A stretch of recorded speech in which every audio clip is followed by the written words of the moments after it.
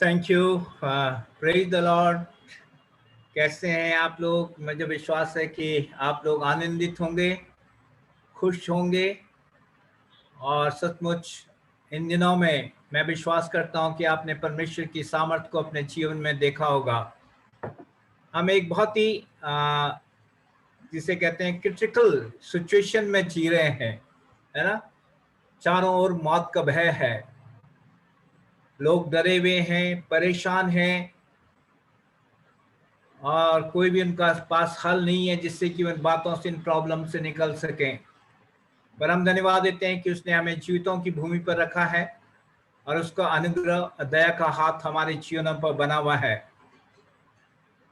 मैं आपको बताना चाह रहा हूं कि जो कोरोना वायरस है, ये एक हमारे लिए, खास करके मसीहों के लिए, एक आत्मिक युद्ध के समान जैसा है। आपने एक चीज को नोट करा है इन दिनों में, जब मैं इस पर विचार कर रहा था और परमेश्वर से पूछ रहा था, तो मेरे सामने कुछ बातें आई। जैसे कि आप देख रहे हैं कि चाहे वो अमीर है चाहे वो गरीब है, वह उनके जीवन में मृत्यु आ रही है। अमीर से मेरा मतलब है कि उनके पास सारी चीजें मौजूद हैं, जैसे कि वेंटिलेटर और बेड, ऑक्सीजन, सब कुछ उनके पास। पैसा है, वो अपने आप को बचा सकते हैं, पर फिर भी वो नहीं बच पा रहे हैं। बहुत से रिच लोग, धनवान लोग, पैसे वाले लोग इस संसार से कूच कर गए। दूसरी ओर मैं देख रहा हूं जो गरीब हैं, जिनको कोई सहायता नहीं मिल रही है, मेडिकल एड जिसे हम कहते हैं, और इसकी वजह से उनकी मृत्यु हो रही है। पर कुछ लोग हैं जो इन परिस्थितियों में से होकर गए और उन्होंने चंगाई को हासिल करा। और ये वो लोग हैं जिनके लिए रो रो के प्रार्थनाएं की गई। तो जैसे मैंने आपसे कहा कि हमारे सामने एक चैलेंज है कि जो कोरोना वायरस है, जैसे आप देख रहे हैं कि बहुत से, दिन भर अगर आप अपना मोबाइल, व्हाट्सएप देखें, तो बहुत से डॉक्टर्स, बहुत से नुस्खे, बहुत से ऐसी चीजें आ रही हैं कि आप ये करिए, वो करिए, इससे आप ठीक होंगे।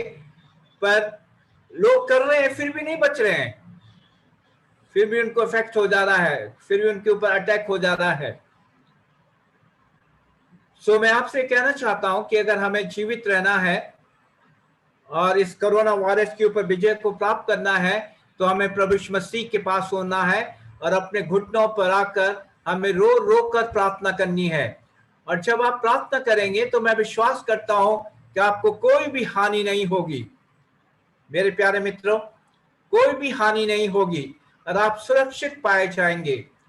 और इसी वास्ते जो आज परमेश्वर ने मुझे वचन दिया है, वह है लूकास का 17वां अध्याय। और एक छोटा सा पद प्रभु यीशु मसीह ने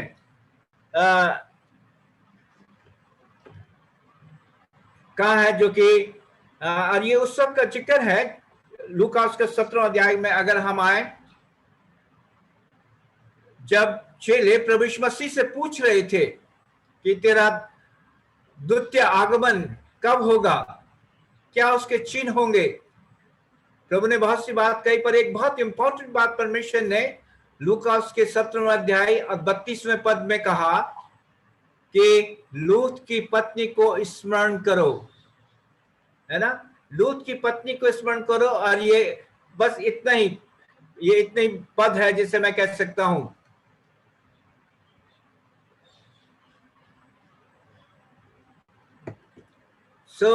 क्या प्रभु हमें समझाना चाह रहा है? एक छोटा सा संदेश है प्रभु ने हमें दिया कि जो लूत था, उसकी पत्नी को तुम स्मरण करो। अगर हम चाहें और परमेश्वर के वचन में और उत्पत्ति उसका 19वां अध्याय में हम चाहें, तो वहां पर लूत के जीवन के बारे में बताया गया है ना। अगर आप मेरे साथ निकालिए उत्पत्ति उसका 19वां अध्याय और 12वें पद से आगे, जरूर है 19वें पूरे अध्याय में इस चीज का जिक्र है, पर हम खास करके 12वें पद से हम देखेंगे। प्रभु ने कहा कि लूत की पत्नी को स्मरण करो। मेरे प्यारे मित्रों, आप देख रहे थे कि उस वक्त इसी प्रकार की प्रॉब्लम, समस्याएं थी। मनुष्य जो था वो पाप में गिर चुका था। मनुष्य जो था वो अधर्मी हो गया था। मनुष्य जो है वो व्यभिचार में पड़ा हुआ था। मनुष्य जो है वो स्वार्थी और स्वावलंबी बन गया था। और इस वास्ते प्रभु ने कहा कि लूत की पत्नी को स्मरण करो, क्योंकि प्रभु हमें यह स्मरण दिलाना चाह रहा था कि जो बातें 19वें अध्याय उत्पत्ति में हुई हैं, वही बातें मेरे आने से पहले होंगी। और आज हम अपने चारों ओर आंखें उठाकर देखें तो वही बातें हमें देखने को मिलती हैं। लोग स्वार्थी बन गए हैं। ठीक है, कल मैं एक वीडियो देख रहा था जो कि मुझे बहुत दुख हुआ। किसी व्यक्ति की मृत्यु हो गई थी, कोई पड़ोसी नहीं आया उसका अंतिम संस्कार करने के लिए। म्युनिसिपैलिटी से वो गाड़ी होती है जो कि मट्टी को खोदती है, क्रेन जो होता है, देखा होगा आपने। उन्होंने उसको बुलाया और उसको लगाया और उस डेड बॉडी को लट्ठों से उसमें डाल दिया। ठीक है, वो उठा के वो गाड़ी, क्रेन जो होती है, उसने एक गड्ढे में उसको डाल दिया, उस बॉडी को, उस मृतक शरीर को। तो मैं सोचने लगा कि क्या उनके आसपास में कोई लोग ऐसे नहीं थे कि आकर वो इस लोगों की मदद कर सकें। आप देख रहे होंगे जिनकी मृत्यु हो रही है, बहुत सी जगहों पर मैंने देखा कि लेडीज जो है वो कंधा देके शमशान घाट पर जा रही हैं। कोई, जिसे हम कह सकते हैं, मददगार नहीं है। मतलब हम देख सकते हैं कि एक स्वार्थी मनुष्य हो गया है। अपना ख्याल, अपनी बातें, अपने बारे में सोचना, और इसके अलावा शायद उसके पास कोई दूसरा नहीं है। अन्याय हमारे देश में शुरू हो गया है। भ्रष्टाचार हमारे देश में पनप रहा है। व्यभिचार की बातें हम अपने देश में देख रहे हैं। और ये सारी बातें हमें स्मरण दिला रही हैं लूत के समय के वक्त कि प्रभु का आना बहुत निकट है। प्रभु का आना बहुत निकट है मेरे प्यारे मित्रों। और इस वास्ते मैं आपको उत्साहित करना चाह रहा हूं, क्या हम तैयार हैं प्रभु के आगमन के लिए? जैसे कि आप जानते हैं, जब हमारे घरों में शादी और ब्याह होता है तो हम कई महीनों से तैयारी करते हैं उसके लिए। ठीक है, उस दिन के लिए या उस तारीख के लिए। क्या उसी प्रकार से प्रभु आ रहा है अपनी कलीसिया को लेने के लिए? क्या हम इस प्रकार से अपने आप को तैयार कर रहे हैं मेरे प्यारे मित्रों? अब मुझे विश्वास है कि हम अपने आप को तैयार करेंगे प्रभु के आगमन में। जब मैंने आज जैसे आपसे कहा, लूका उसका 17वां अध्याय 32वें पद में प्रभु ने कहा कि लूत की पत्नी को स्मरण करो। मैंने 4 बातें यहां पर, जिससे हम कह सकते हैं, 3 बातें यहां पर जिससे हम कह सकते हैं ला कर रखा है। पहली बात, रॉन्ग डिसीजन, गलत निर्णय। आपको मालूम है, लूत और अब्राहम के नौकरों के बीच में लड़ाई हो गई। अब्राहम ने उससे कहा कि भाई तेरे पास चॉइस है, तू अगर इधर जाएगा तो मैं उधर जाऊंगा, तू उधर इधर आएगा तो मैं उधर जाऊंगा। और लूत ने एक गलत निर्णय लिया और वो सदोम और गरोमा के देश में पहुंच गया, जहां पर कि ये देश सदोम और गरोमा जो थे वो परमेश्वर की नजरों में घृणित थे। अब मैं विश्वास करता हूं कि लूत ने इन बातों को जानता होगा, पर उसने हरियाली देखी। जैसे कि हम उत्पत्ति उसमें आते हैं, उसको हरियाली देखी, बहुत उपजाऊ भूमि देखी, पर उसने वहां लोगों के साथ, जिसे हम कह सकते हैं, नहीं देखा कि लोग व्यभिचार में, भ्रष्टाचार में, गंदगी में पड़े हुए हैं, और वो सदोम और गरोमा चला गया मेरे प्यारे मित्रों। यानी कि उसने एक गलत निर्णय अपने जीवन में लिया, जो कि उनके लिए एक विनाश का कारण बना। आज मैं आपसे यही कहना चाहता हूं मेरे प्यारे मित्रों, जैसे कि अगर आप इस अध्याय को पढ़ें उत्पत्ति उसका 19वां अध्याय, जब लूत अपने जो होने वाले दामाद थे उनके पास गया कि ये परमेश्वर इस शहर को नाश करने वाला है, यहां से भाग चले, तो उसके दामाद ने लूत के दामादों ने लूत का मजाक उड़ाया, है ना।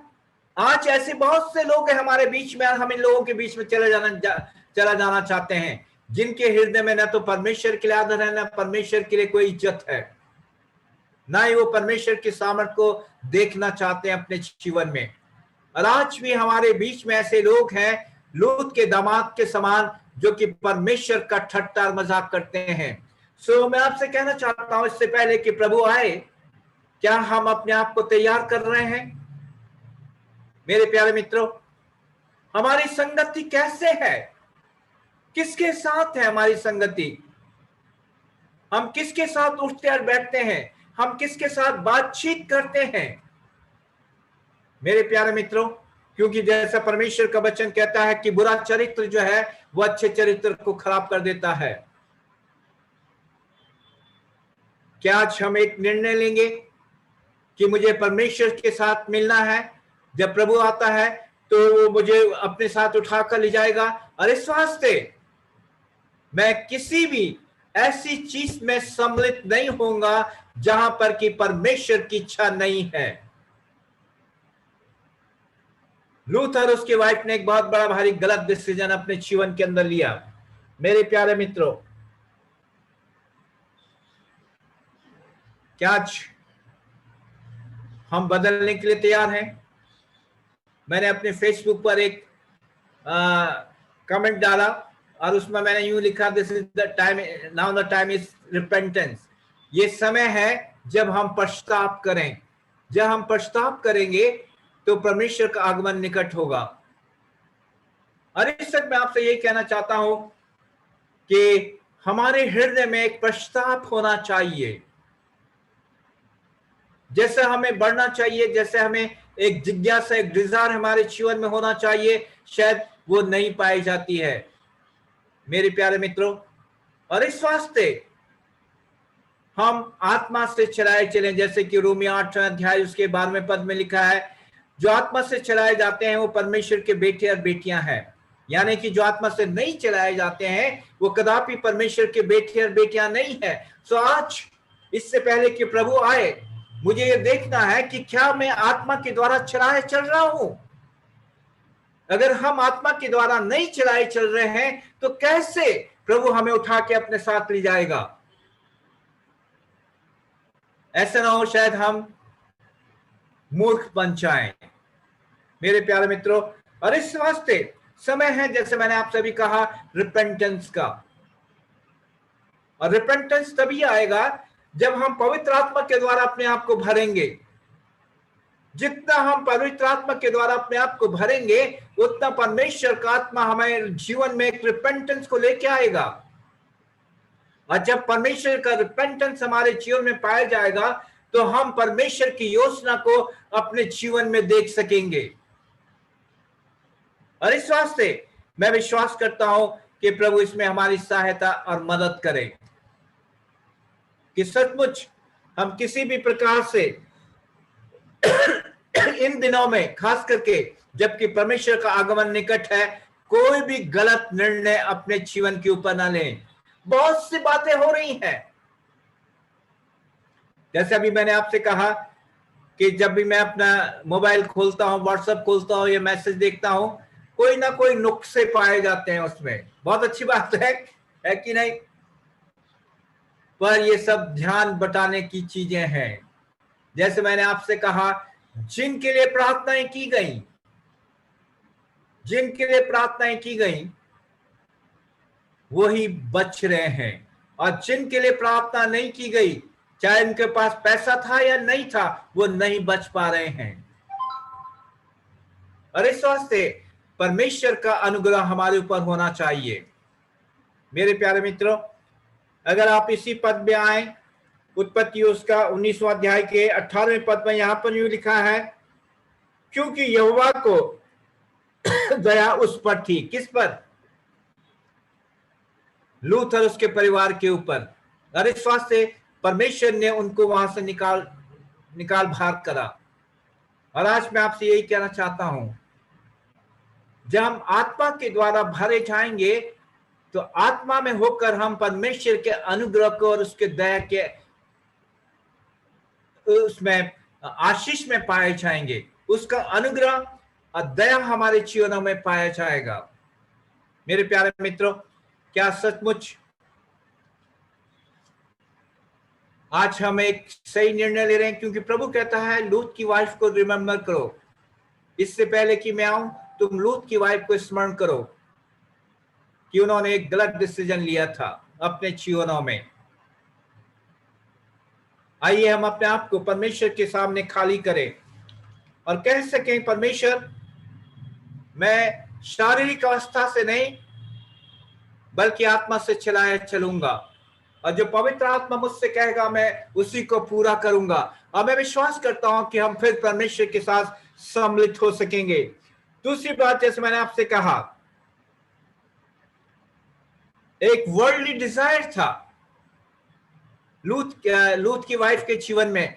अगर आप 17वें पद में आए, इसी उत्पत्ति उसका 19:17 में आए, तो वहां पर लिखा है कि उन फरिश्तों ने उससे कहा कि पीछे मुड़कर मत देखना।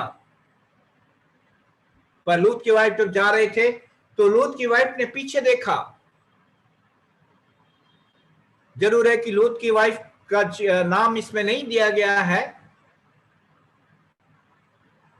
पर बहुत से बाइबल के जो विद्वान हैं उनका कहना उसका नाम एडा था, कुछ ऐसे ही नाम था उसका, पर बाइबल में उसका नाम प्रकट नहीं किया गया है क्योंकि वो स्वर्ग की बाशिंदा नहीं है। आप समझ रहे हैं इस बात को? और जो स्वर्ग का बाशिंदा नहीं है उसका नाम बाइबल में नहीं आएगा। और इस वास्ते लूत की वाइफ ने पीछे मुड़कर देखा। बहुत से, जिससे हम कह सकते हैं, बातें हमें यहां पर सीखने को मिलती हैं। पहली बात तो हमें यहां पर सीखने को मिलती है कि लूत की वाइफ जो थी उसका ध्यान अभी भी संसार की ओर था। वो एक आश्चर्यक्रम देख रही थी। जब वो वहां से निकले उसके थोड़ी देर बाद आसमान से गंधक आग बरसने लगी, मेरे प्यारे मित्रों, और वो शायद जलने लगा, पर फिर भी लूत की वाइफ पीछे देखने लगी। शायद वो सोच रही होगी मेरा घर, मेरे लोग, मेरे दामाद कैसा होंगे। मेरे प्यारे मित्रों, वर्ल्डली डिजायर।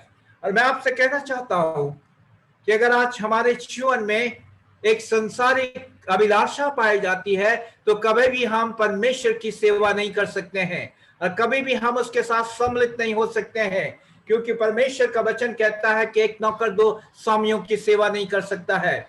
परमेश्वर का वचन कहता है कि तुम संसार के सदृश्य मत बनो, क्योंकि ना तुम संसार को खुश कर सकते हो ना परमेश्वर को खुश कर सकते हो। मेरे प्यारे मित्रों, और इस वास्ते अभी भी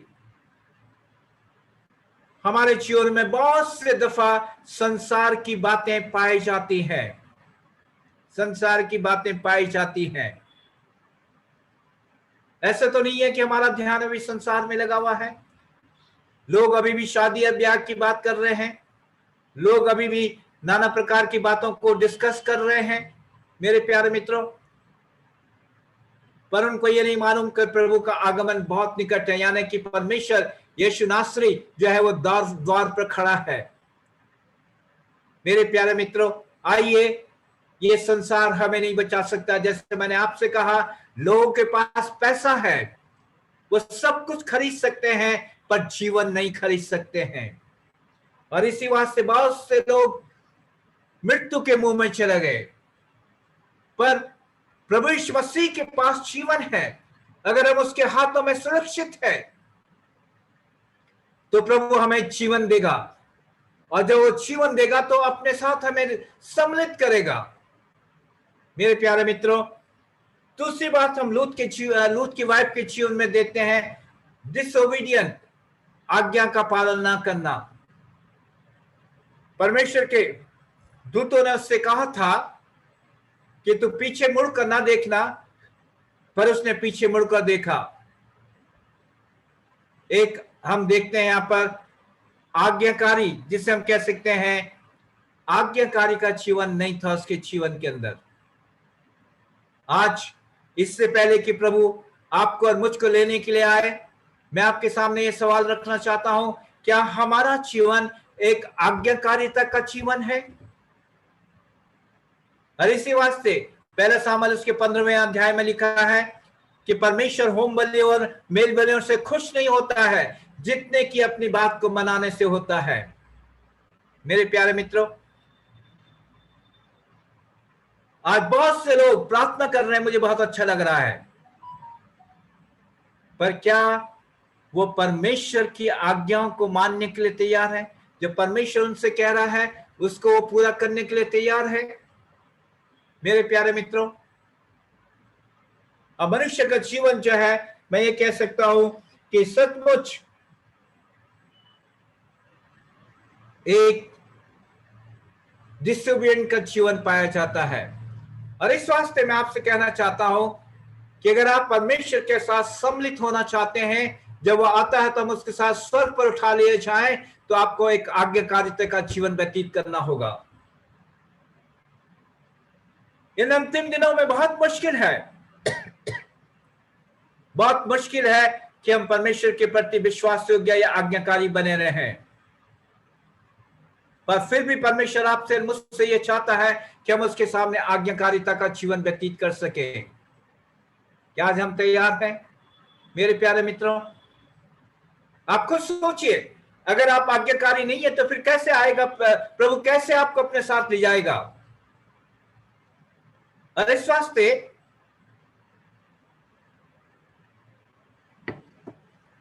हमें अपने जीवन में एक आज्ञाकारी बनना है। फिर अगली बात में यहां पर देखते हैं, उन्होंने एक गलत निर्णय लिया। किसने? लूत की बेटियों ने। उनकी मां मर गई थी, उसका खंबा, नमक का खंबा बन गया था। उन्होंने क्या करा? बस ध्यान से सुनिएगा।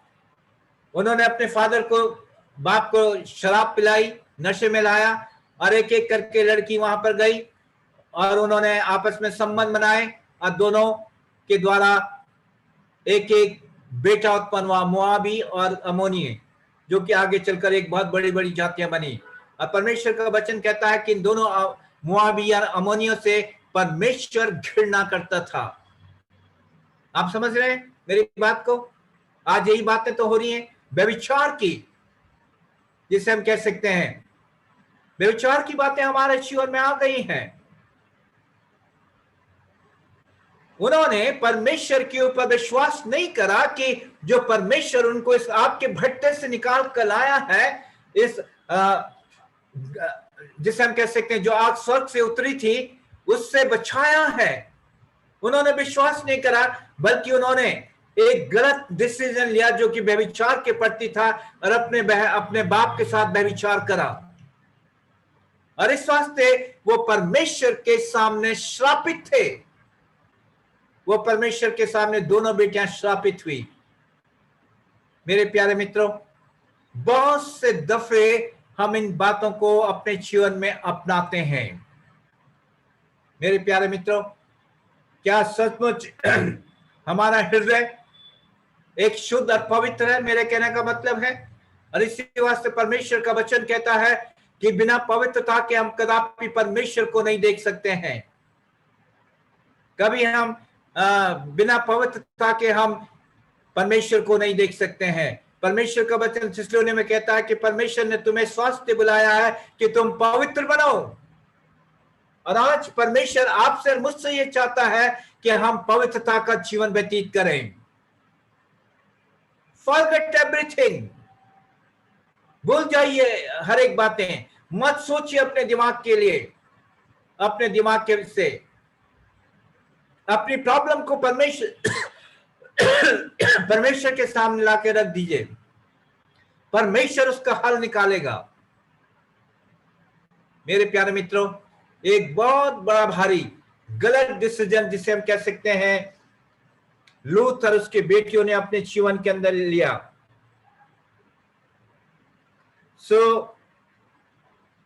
मेरा विश्वास है कि परमेश्वर, जिसे हम कह सकते हैं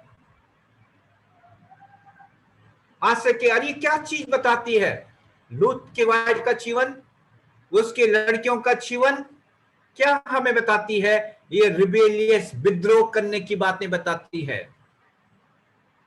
आज बहुत से मसीह लोग विद्रोह की भावना है, जरूर है बाहर से वो बहुत अच्छे हैं, पर अंदर उनका जीवन एक रिबेलियस, एक विद्रोह करने वाला जीवन होता है।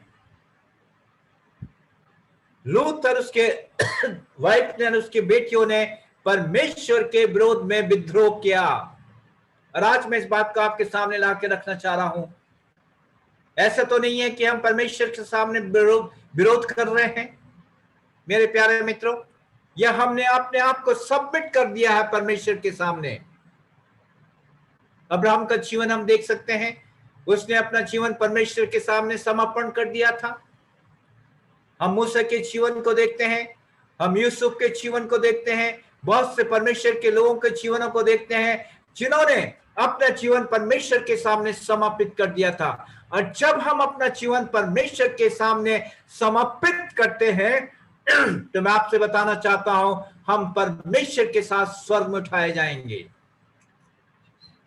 क्योंकि स्वर्ग में कोई भी व्यभिचार नहीं है, स्वर्ग में कोई भी झूठ नहीं होगा, स्वर्ग में कोई भी रिबेलियसनेस या विद्रोह की बातें नहीं पाई जाएंगी, स्वर्ग में कोई भी नफरत और घृणा की बातें नहीं पाई जाएंगी है। तो इस वास्ते, जैसे मैंने आपसे कहा, हमें अपने आप को बदलना है। और इसी वास्ते ये समय है, जो मृत्यु हम देख रहे हैं, जो मृत्यु हम देख रहे हैं, इन मृत्यु के द्वारा एक ही संदेश हमें मिलता है, we must repent, we must repent. हमें पश्चाताप करना है, हमें पश्चाताप करना है परमेश्वर के सामने, और अपने आप को शुद्ध और पवित्र करना है। मेरे प्यारे मित्रों,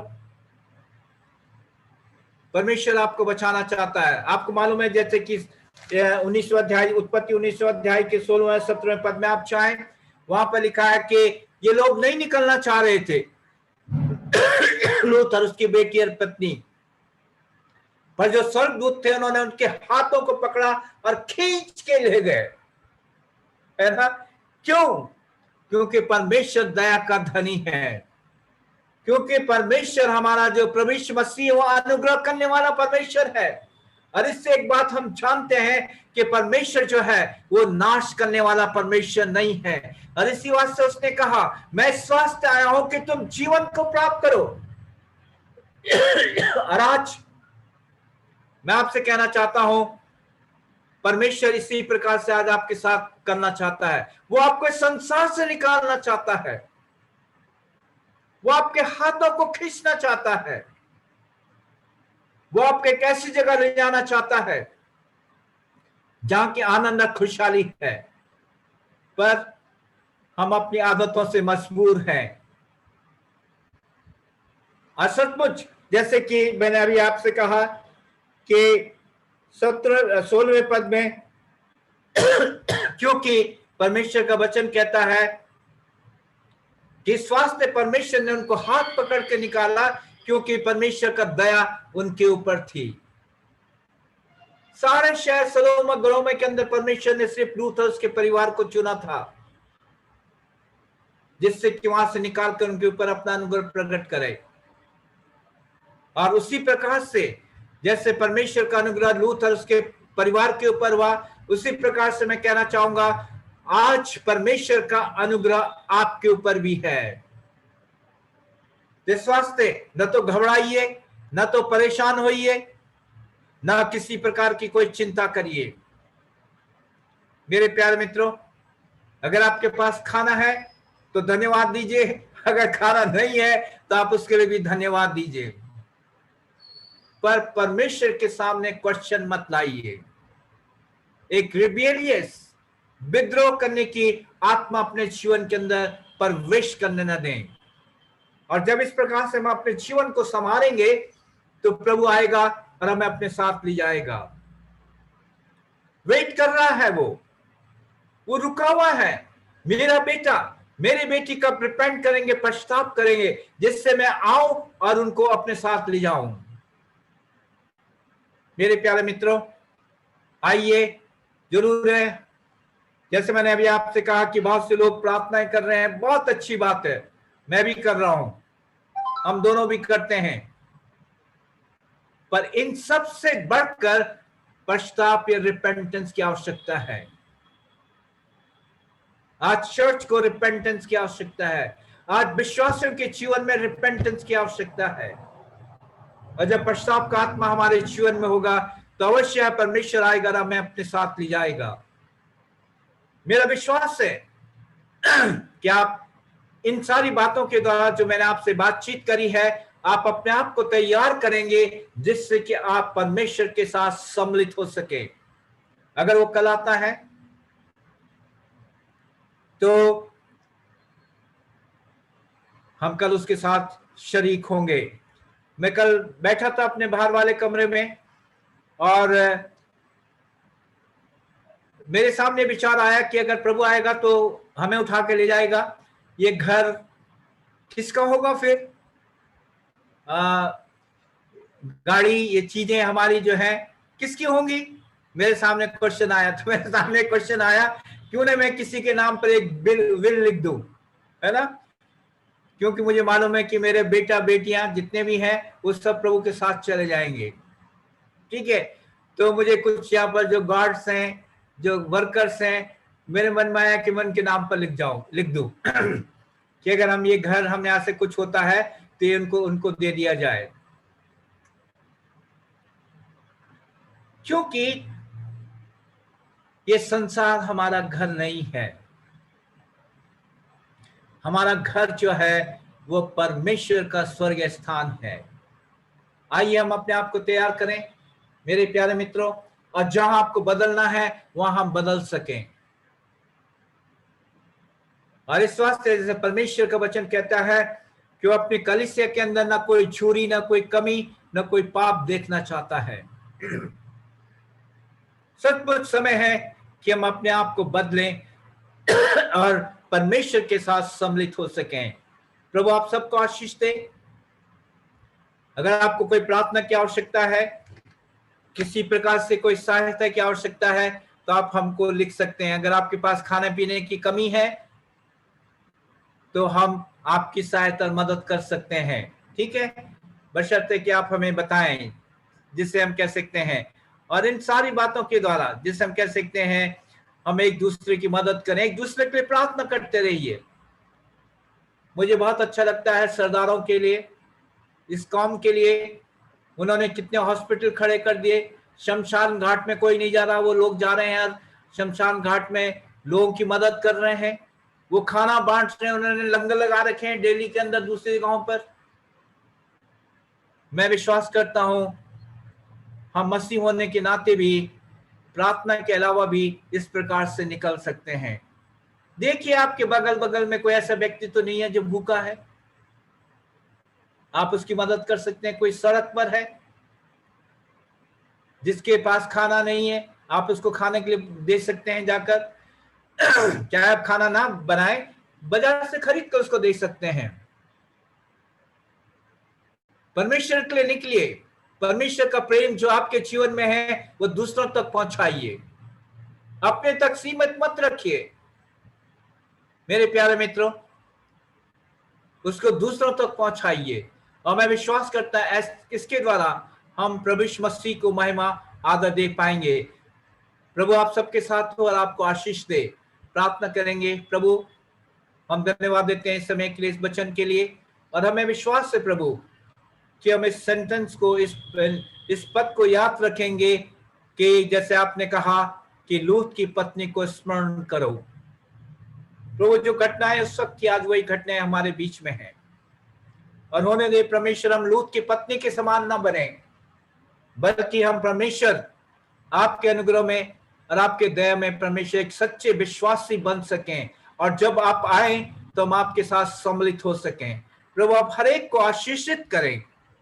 अगर हमारे बीच में कोई बीमार है, कोई किसी चीज के आवश्यक है, तो हम चाहते हैं प्रभु कि आप उसकी आवश्यकताओं को, उसकी बीमारी को दूर करें। और खास करके फिर से एक बार हम प्रार्थना करते हैं प्रभु यीशु मसीह, इस जो कोविड ये वायरस है इसको आप समाप्त करेंगे, क्योंकि प्रभु ये आपकी ओर से नहीं, ये शैतान इसको लाया जिससे कि लोगों को नाश कर सके और वो आपकी आराधना ना करें। प्रभु हम प्रार्थना करते हैं कि आपका अनुग्रह लोगों के ऊपर पाया जाए। प्रभु लोगों को समझ और बुद्धि दें, उनकी आंखों को खोलें कि जिससे वो सच्चाई को जान सकें और सच्चाई उनको स्वतंत्र कर सके। और अपने देश को प्रभु यीशु मसीह हम आपके उद्धार सल्वेशन से आशीषित करते हैं। इन बातों को हम अपने विश्वास योग्य प्रभु यीशु मसीह के नाम से मांगते हैं, आमीन।